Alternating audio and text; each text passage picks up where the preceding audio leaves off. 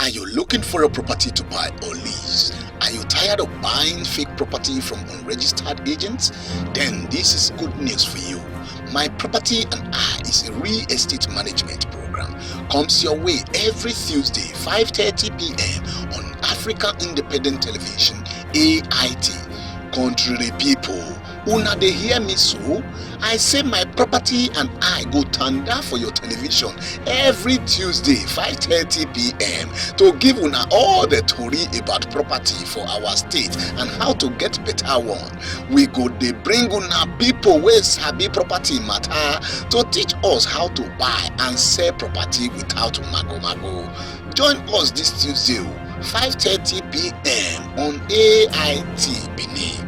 My Property and I. Me sef fit be landlord.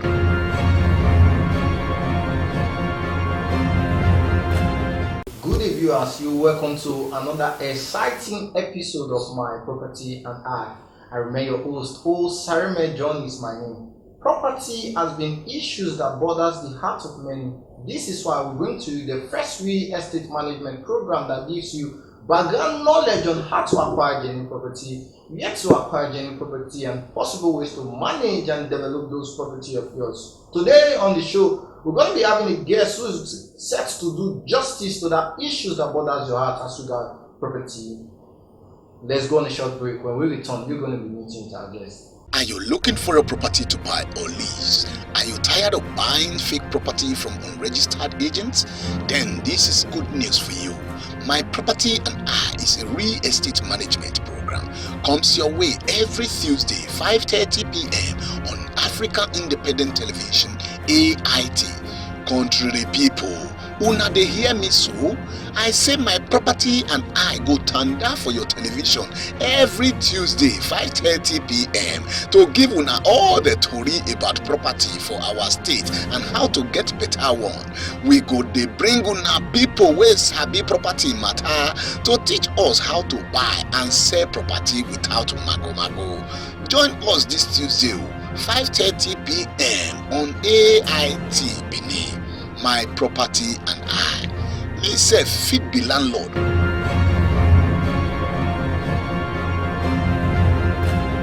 You're welcome back to the program, My Property and I. Our guest is here on the show to do justice to the issues that bothers your heart as regards property. Sir, you're welcome to the program, sir. Thank you. Good to be here.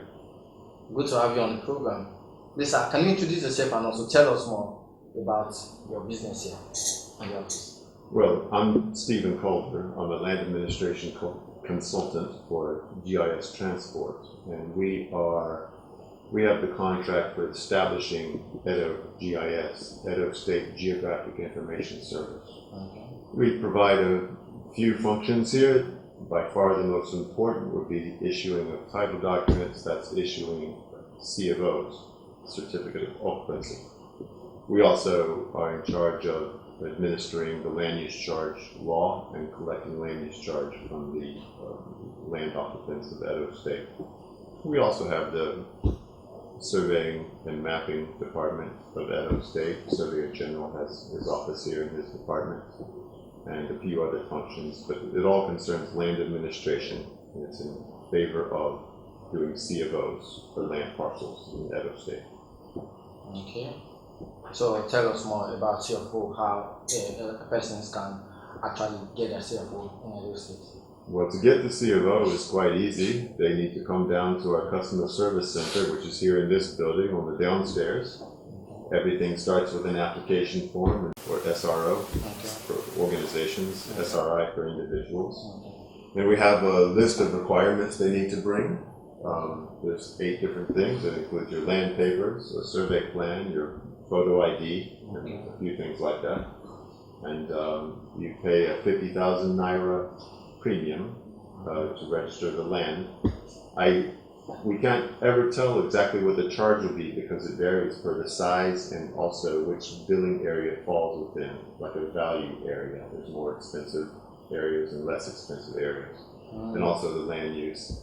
I can tell you that most residential properties in Benin City will register for approximately 70,000 Naira, 80,000 Naira. So you start with a 50,000 naira payment, the remainder will be 20,000 naira, 30,000 naira. Then you pay stamp duty and the property, the ground rent for the first year. And that's it, and you fix your CFO. Does the CFO have expiration date? Like, does it expire? That depends. Most residential properties go for a 99-year lease. So the governor signs the CFO, it's good for 99 years. It's considered a leasehold, but for someone my age, it could just be ownership. Because of course the CFO will outlast me, I believe. Yeah. And that would go for most of us, I think. So you from where? You came all the way from which country to? Well, I'm an American, Okay, but I've been in Nigeria for 8 years. 8 years. And I've been in Benin for 3.5 years. Okay. Helping us to manage our property in terms of CFO.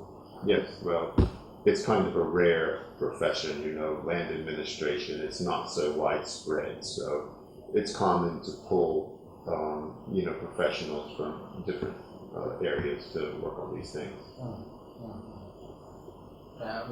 We usually watch you guys from various TV stations that you guys are doing so extremely work in terms of helping a lot of persons to secure their land. So what level of response from persons? Are they patronizing? Is there any progress in terms of people coming up? From what I've seen, we've been very well received here, and they're pleased with the work that EDOgis is doing. EDOgis has had its doors open for 3 years. Prior to that, the amount of time to taken to get a CFO was much longer, and it was measured in years, whereas now it's measured in weeks. Okay, and then the amount of the cost involved is much less. We've standardized the process. You don't have to go see a director or a commissioner to get your application process. You just deal with it with the staff that we have here. We have land administration officers downstairs. Their job is to take your application and get it into the system for processing. So we've streamlined it. It's efficient and it is effective. And so the cost is much less and the time is much less. I'll tell you, we try to get the processing time from the time we receive your application to the time the offer letter is ready. We try to get that done in 45 days. 45 days. 45. Okay. 45. Okay. Now, if there's issues with your application, and it's not rare, probably almost half of them have one issue or another, well, that's going to delay things a little bit, hopefully not too much. But we let you know, and we get you to come in and try to correct any deficiencies in the file or answer any questions we have about what's been submitted for the file.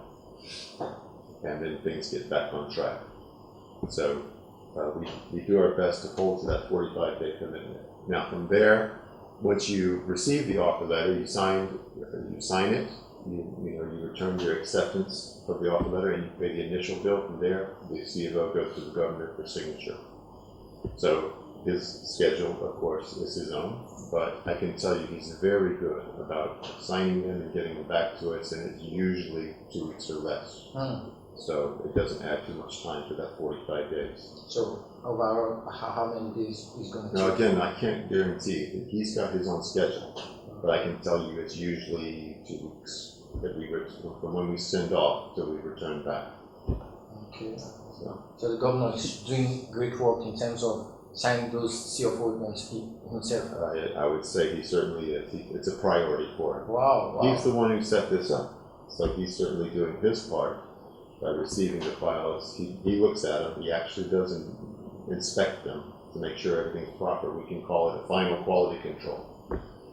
But yes, he looks at it, and if everything's in order, he adds the signature to the CFO, and then it's official. So the governors actually do every of this. You actually see every of the CFO that comes out from this place individually. Absolutely. Wow. He signs everyone individually. So we send it in the file. We send this to him. He takes it. The CFO is in there. It's for him to either sign or not sign. And so he's it's his prerogative to look through and inspect the documents that were submitted in support of the COO. I should note, we certainly do all the quality control that we can up to that point, but it's his final decision. But your question, how many? We do approximately 30 to 35 applications a day. Mm-hmm.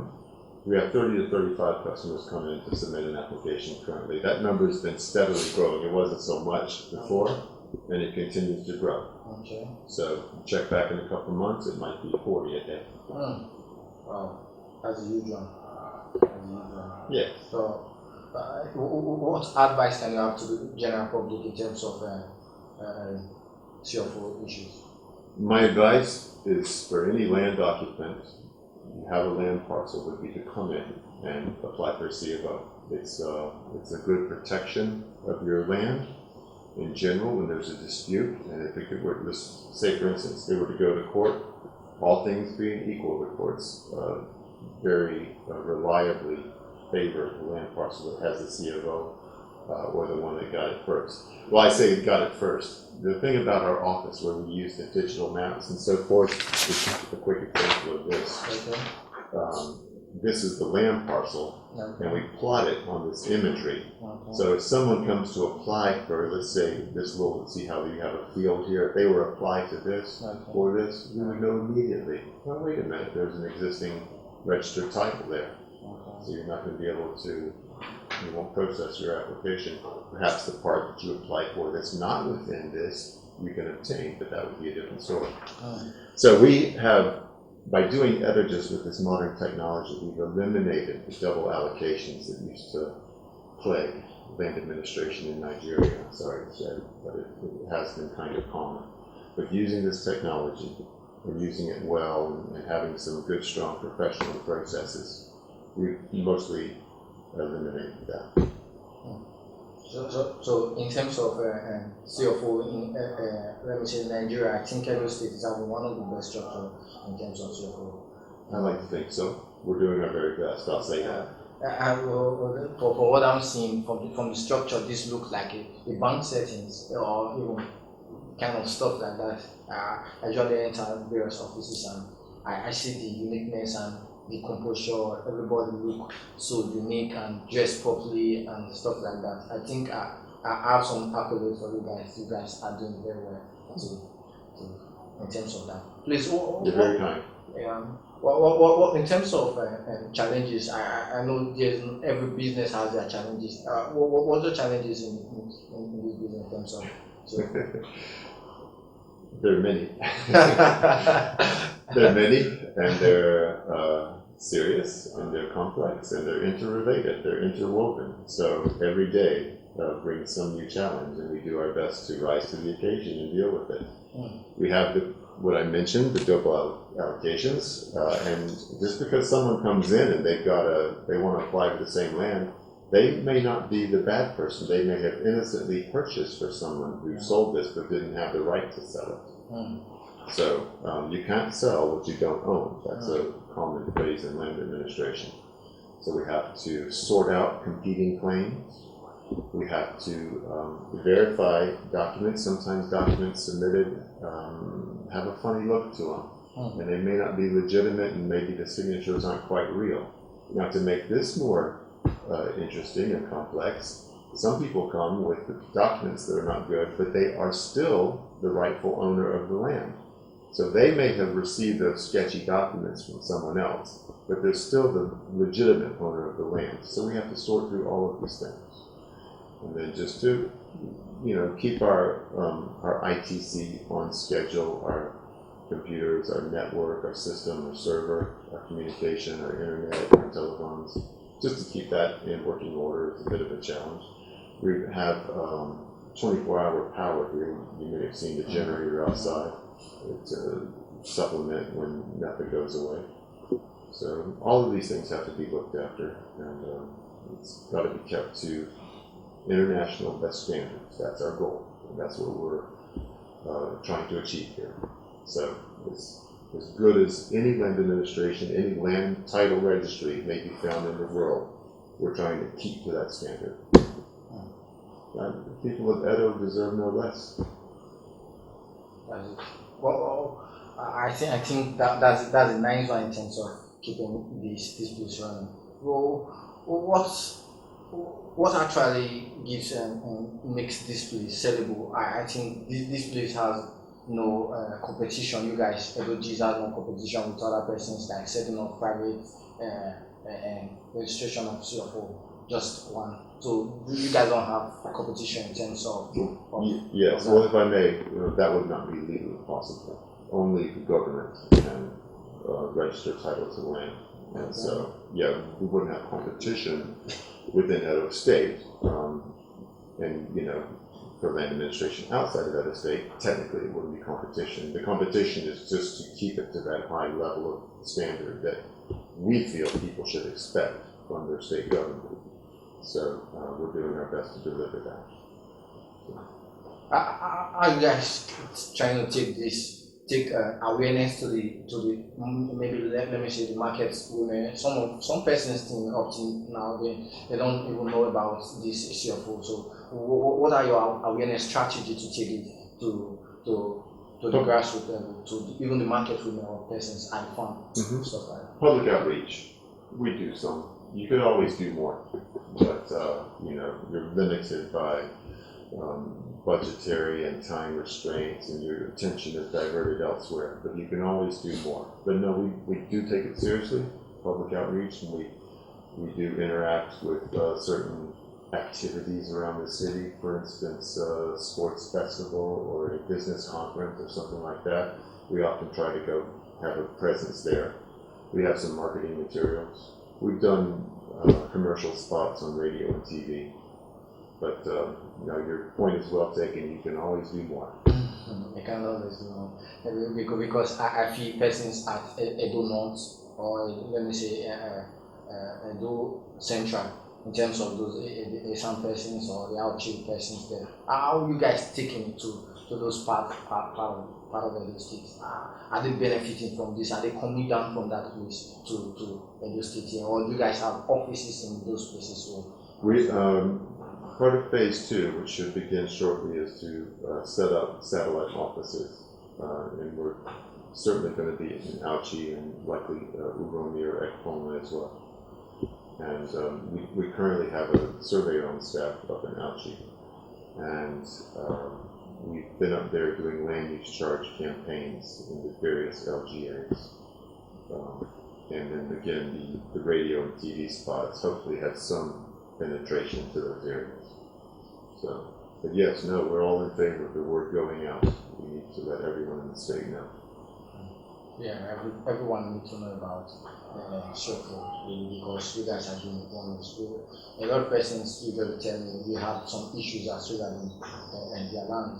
Based on they don't have CFO. If they had CFO, maybe those issues would have not been able to come up. Where some persons would do land grabbing, they take the land from them. So my advice is for them to come to do CFO. Do you guys have maybe some persons there, maybe those parts like affiliates, marketers, persons who also market for you guys out there? We have used private sector marketing company we have, and as the budget gets renewed, we look at that and say, what can we allocate to that, to public outreach, public awareness. Certainly, I agree. There's one thing I should note. If you have a land parcel, you're encouraged to come and register. You're strongly encouraged to do that. There's many benefits to having a CFO.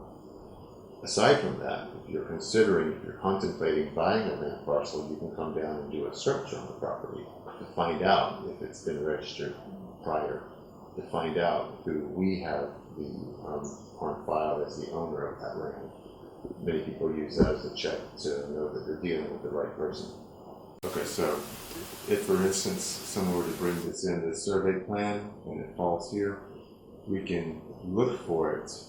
We can actually see the fence if the survey plan matches what's on the ground, and see if there's any encroachments involved. So we use this aerial imagery backdrop as the base of our cadaster, and then we have the land parcels on top of it. So we can check very well if there's any type of overlap. The way you lay your bed, that's how you're definitely going to lie on it. Having an assurance of genuine property gives you peace of mind. This is why we urge you to follow us every Tuesday by 5:30 p.m. and on Saturday by 1 p.m. You can also follow us on all our social media platforms. Thank you for joining us on today's episode. See you next week, same time, same station. Bye for now. My property and I. Me self fit be landlord.